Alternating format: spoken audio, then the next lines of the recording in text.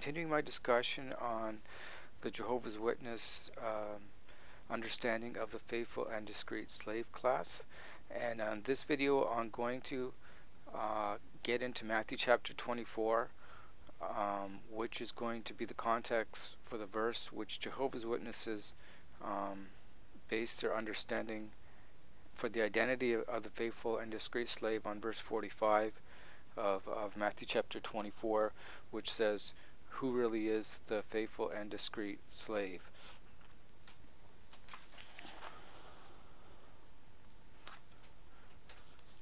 I'm going to start off by reading Matthew chapter 24, verses 1 to 3.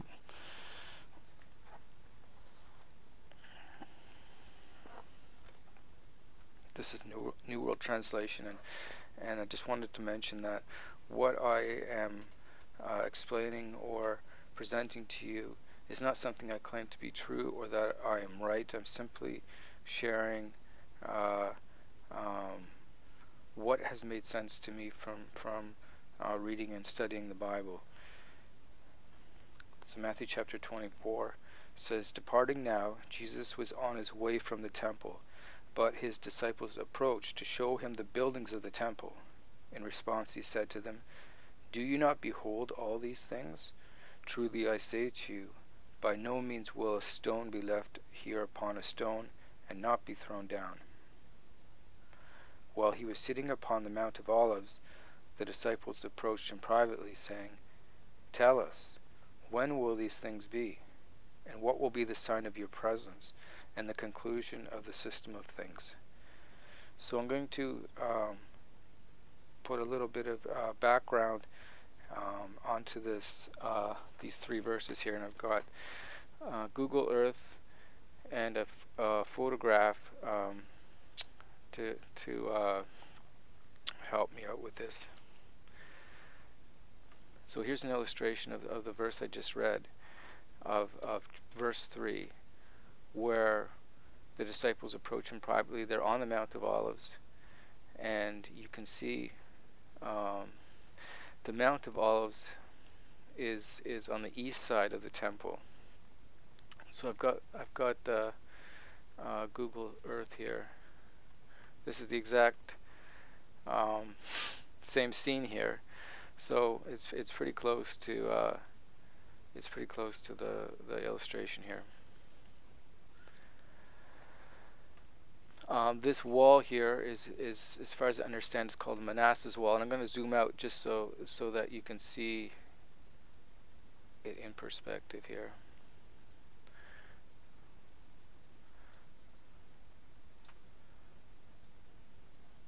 Turn this around.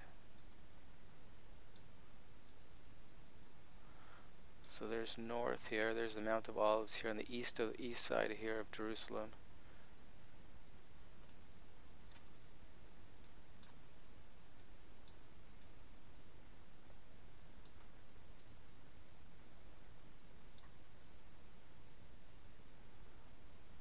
So that helps you understand the photograph here, what side of the temple they're actually facing here. This temple here, actually I'm going to mention something else here. I've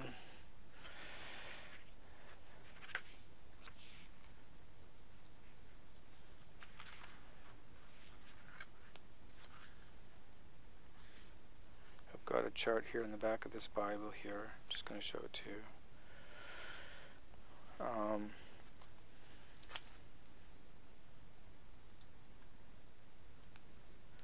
This is at the back of the Bible. It's just showing the days before Christ's death here.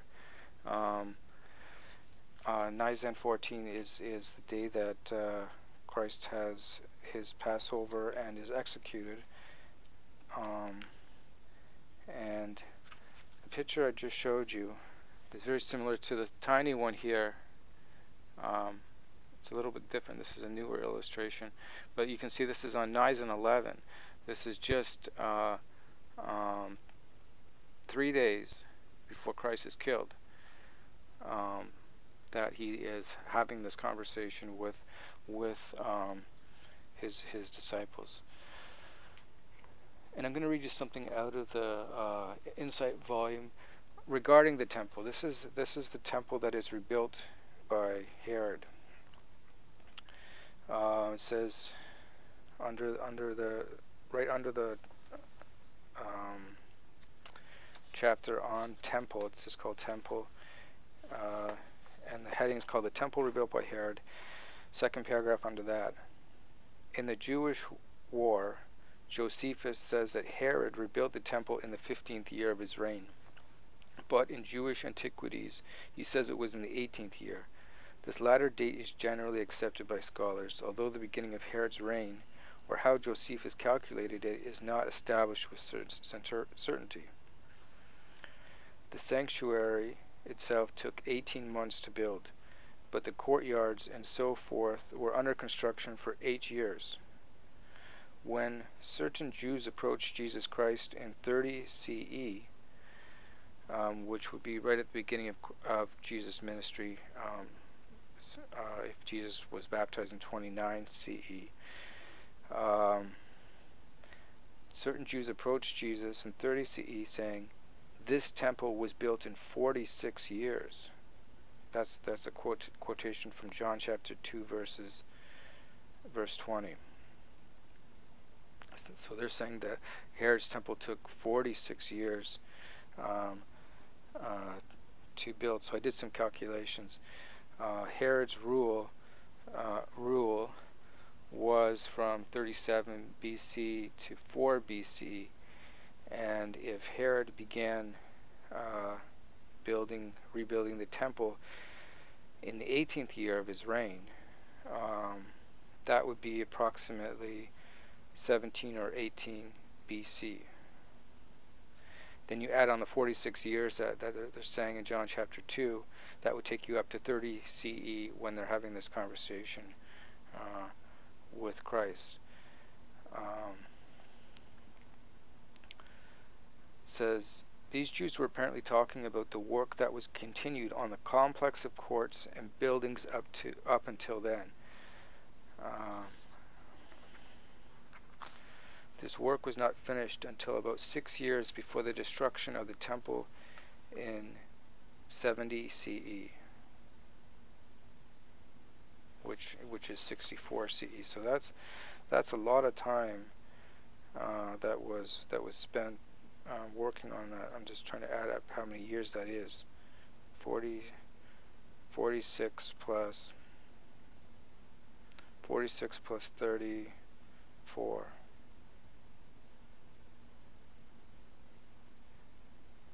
74 years they're working on this. I think I said that right. I'm just going to show you another picture of the illustration here.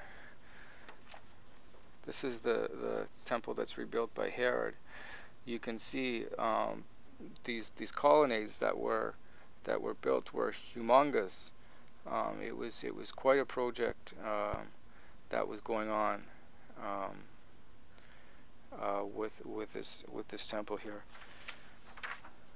So I'm going to go back to the verse, and with this in mind, I'm going to read this again.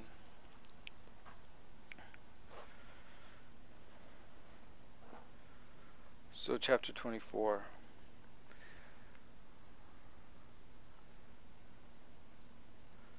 So I'm just going to show you the Google Earth scene again here. Jesus is coming from the temple with his disciples. So I don't know if which gate they're exiting from the temple. I don't know. I'm not that much of an expert on this temple.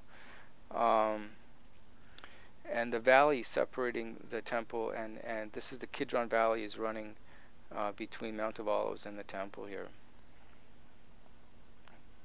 Departing now, Jesus was on his way from the temple, but his disciples approached to show him the buildings of the temple. So maybe they're just really impressed with this construction that was underway. In response, he said to them, "Do you not behold all these things? Truly I say to you, by no means will a stone be left here upon a stone and not be thrown down. So Christ is saying something really amazing here, that you see these magnificent buildings, these pillars and colonnades that Herod's been working on for years. This is all going under.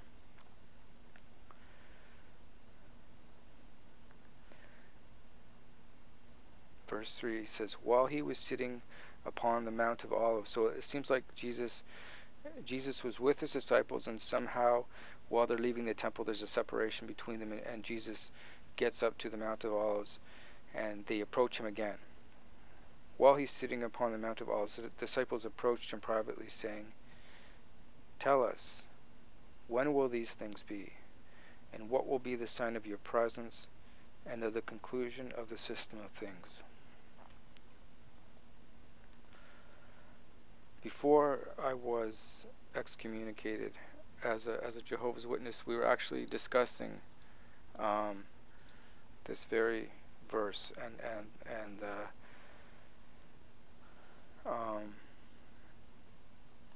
I'm going to explain what I remember from that study of the Watchtower.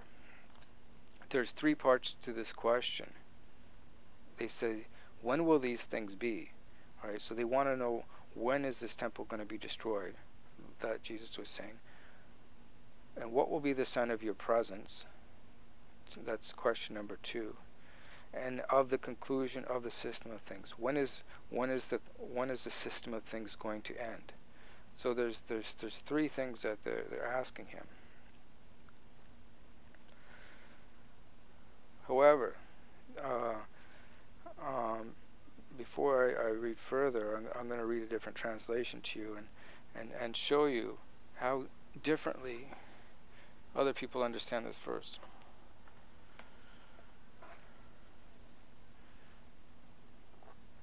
And as he sat upon the Mount of Olives, the disciples came unto him privately, saying, tell us, when shall these things be? Question number 1.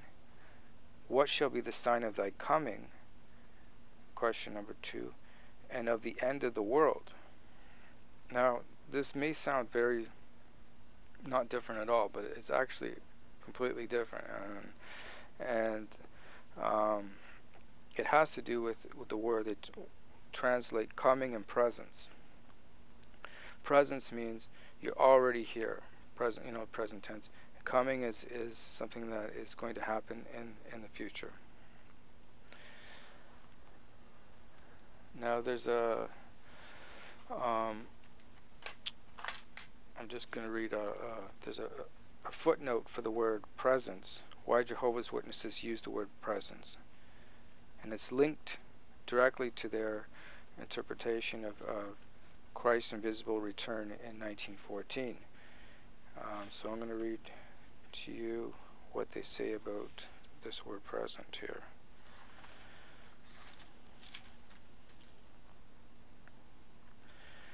Presence.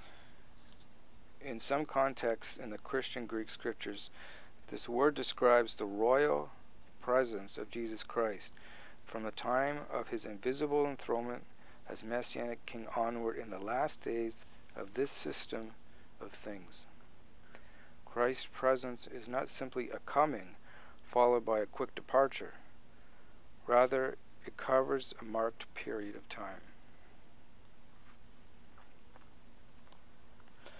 So if you think about most religions, they talk about the return of Jesus Christ, that Christ is coming back, and they don't feel it's happened yet. And it's usually connected with the Judgment Day or Armageddon. Jehovah's Witnesses, however, say something completely different. They say that Christ has already, returned, and that he is already here. He's present since 1914, invisibly. And that what you read in chapter 24 are the signs of Christ's presence. The other thing, that the other verse I read to you, it says, what is the sign of your presence and the conclusion of the system of things. But the King James says, what is the end of the world? And so the footnote for the New World Translation for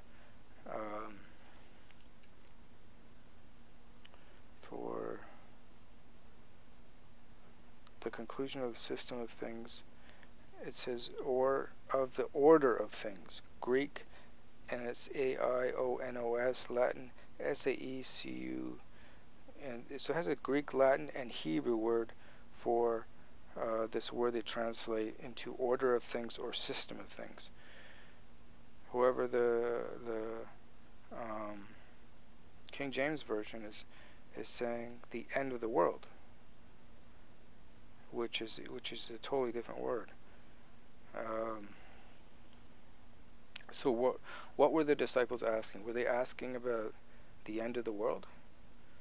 And if they were asking about the end of the world, how come the Jehovah's Witnesses are not putting that in their Bible? They say system of things or the order of things.